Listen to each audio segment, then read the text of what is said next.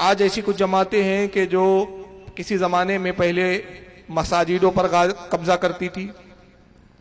کچھ ایسی غاضب جماعتیں ہیں پہلے مساجدوں پہ قبضہ کرتی تھی, عوام پہ کرتی تھی, اب بزرگان دین پر بھی قبضہ کرنے لگے ہیں.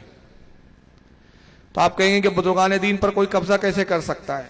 ہاں, یہ بات تو ضرور ہے کہ کوئی کر نہیں سکتا, لیکن یہ کوشش کر رہے ہیں. چنانچہ آج بھرپور طریقے سے کتابوں کے ذریعے, تقاریر کے ذریعے اور مختلف سیمیناروں کے ذریعے یہ باور کیا جا رہا ہے اور کروایا جا رہا ہے کہ سرکار غوث اعظم اہل حدیث تھے.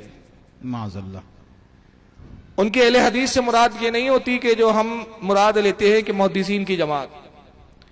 بحیثیت محدث تو یقیناً سرکار غوث اعظم اہل حدیث تھے, بلکہ ہمارے علماء اہل سنت کا ہر وہ شخص جو حدیث کا علم رکھتا ہے, حدیث دانی جسے آتی ہے, وہ اہل حدیث ہے. اس میں سرکار اعلی حضرت بھی آ جاتے ہیں.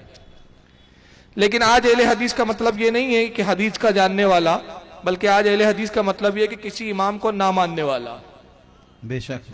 جو بالکل آزاد ہو جاتا ہے, کسی کی سننے کے لیے تیار نہیں, کسی کو بڑا ماننے کے لیے تیار نہیں, وہ اپنے آپ کو اہل حدیث بولتا ہے.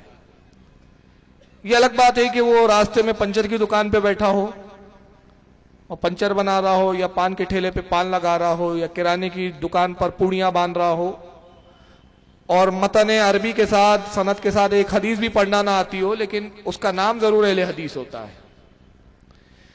تو اس اعتبار سے نہیں وہ اہل حدیث کہتے ہیں, بلکہ اس اعتبار سے کہ غوث اعظم بھی غیر مقلد تھے. ان کے عقائد وہ کہتے ہیں کہ جو ہمارے عقیدے وہی غوث پاک کے عقیدے.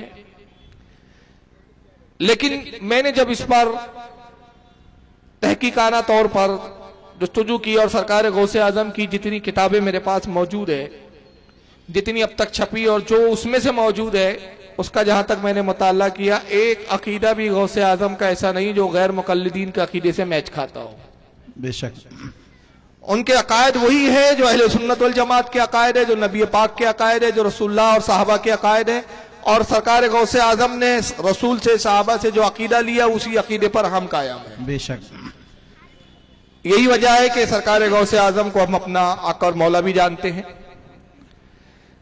تو آئیے اس تعلق سے چند باتیں میں عرض کروں گا, چند عنوانات پر گفتگو ہوں گی. لیکن میں چاہتا ہوں کہ اس سے پہلے سرکار غوث اعظم کی محبت اور اس کی افادیت پر میں چند باتیں آپ کے سامنے عرض کروں. اللہ کا شکر ہے کہ جتنے اہل سنت والجماعت کے لوگ ماننے والے ہیں, سب کا سلسلہ طریقت کے اعتبار سے غوث اعظم پر جا کر ختم ہو جاتا ہے.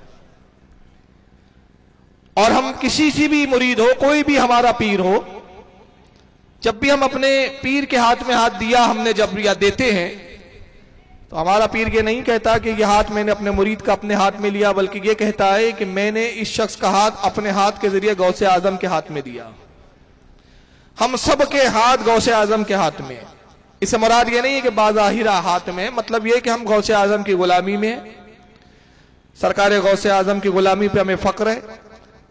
اور ہم غوث اعظم سے اتنی محبت کرتے ہیں کہ اعلی حضرت فاضل بریلوی رضی اللہ تعالیٰ عنہ کی زبان میں کہ تجھ سے در, در سے سگ, سگ سے ہے مجھ کو نسبت, میری گردن میں بھی ہے دور کا ڈورا تیرا. اور اس غلامی کے جو سگ ہے وہ مارے نہیں جاتے, حشر تک میری گردن میں رہے پٹا تیرا. تو ہم سب بارگاہ غوثیت کے غلام ہیں, اور غوث اعظم کی غلامی پہ ہم فخر بھی کرتے ہیں, ان سے ہمیں محبت بھی ہے. اور غوث اعظم کی محبت یہ وہ عظیم نعمت ہے کہ رب تبارک و تعالیٰ کا فضل جس پر ہوتا ہے, اس نعمت سے وہ اپنے بندوں میں اس کو سرفراز فرماتا ہے. آئیے محبت کے تعلق سے میں 2 حدیثیں یہاں پیش کر رہا ہوں, اور اس حدیث کی روشنی میں انشاءاللہ ہمارے لیے بشارتیں ہیں کہ ہم غوث اعظم سے محبت کرتے ہیں, ان کی 11ویں مناتے ہیں, ان کے مہینے میں ان کا تذکرہ کرتے ہیں, ان کی یاد تازہ کرتے رہتے ہیں, ان کے غلامی کا اقرار کرتے رہتے ہیں. بلکہ ہم میں تو بہت سے وہ بھی ہے کہ جو اٹھتے بیٹھتے یا غوث یا غوثی کہتے ہوئے نظر آتے ہیں. تو یہ محبت حدیث کی روشنی میں بتاؤں کہ کتنی کارآمد ہے, اور اس محبت کا صلہ, اس کا انعام اور اس کا اکرام کیا ہے. چنانچہ حضرت انس ابن مالک روایت کرتے ہیں, صحابی رسول ہیں, کہتے ہیں ان انس رضی اللہ تعالیٰ عنہ قال, انس ابن مالک سے روایت ہے, کہتے ہیں قال رسول اللہ صلی اللہ علیہ وسلم, اللہ کے رسول صلی اللہ تعالی وسلم نے ارشاد فرمایا, اکثروا من المعارفی من الاولیاء. اللہ کے نبی نے ارشاد فرمایا کہ لوگوں اولیاء اکرام سے تعلق قائم رکھو، اکثر اولیاء سے جان پہچان برقرار رکھو، ان سے تعلق جوڑے رکھو، ولی کی بارگاہ سے ہٹو مت۔ جو بھی تمہارے قریب کوئی ولی ہو اسے جان پہچان رکھو، اسے محبت رکھو، اسے قربت رکھو۔ فَإِنَّ لِكُلِّ وَلِيٍّ شَفَاعَةً عِندَ اللَّهِ يَوْمَ الْقِيَامَةِ، سرکار نے کہا تم جس ولی سے بھی محبت کرو گے، اس کے قریب ہوں گے، جان پہچان رکھو گے، ہر وہ ولی جس سے تم نے محبت کی ہے قیامت کے دن اللہ کی بارگاہ میں تمہاری شفاعت کرے گا۔ سبحان اللہ۔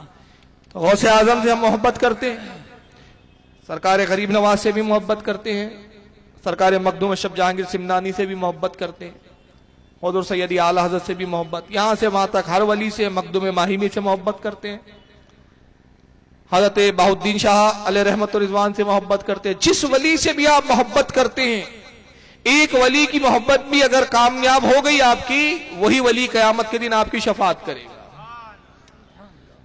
اور یہ حدیث پاک ہے، اللہ کے نبی نے فرمایا ہے۔ تو عام انسان کی بات تو ختم ہو سکتی ہے، لیکن رسول اللہ کی حدیث پتھر کی لکیر سے بھی زیادہ ثابت رہنے والی ہے۔